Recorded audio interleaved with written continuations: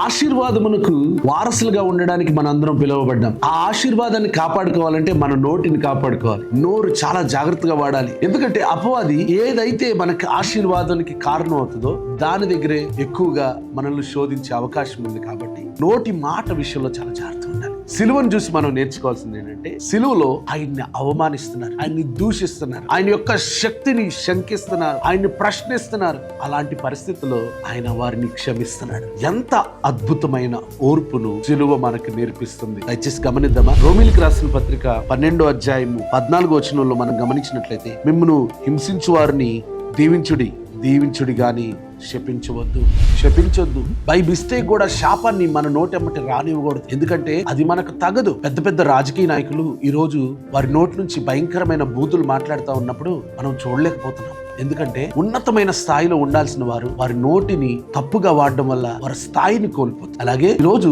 యేసయ్యను నమ్ముకున్న మన అందరము మన నోటమ్మటి బూతు రానివ్వకూడదు, శాపములు రానివ్వకూడదు, మన పిల్లలను కూడా బై మిస్టేక్ శపించకూడదు. సిలువ మనకు నేర్పిస్తుంది. అంత బాధలో కూడా ఎవరిని శపించలేదు. మీరు నాశనం అయిపోతారని గాని, దేవుని ఉగ్రత మీ మీదకి రాబోతుందని గాని, మీరు అందరూ నరకానికి వెళ్ళిపోతారని గాని ఆయన ఒక్క మాట కూడా మాట్లాడలేదు. ఎందుకంటే ఆయన నిజమైన వారసుడు, ఆశీర్వాదానికి వారసుడు. ఆయన నోటమ్మటి శాపము రానివ్వలేదు, ఆయన నోట దోషము లేదు. అదే గుణపాఠాన్ని మనకు నేర్పిస్తున్నాడు. శపించొద్దు, దూషించొద్దు, ఆశీర్దిద్దాం, దీవిద్దాం.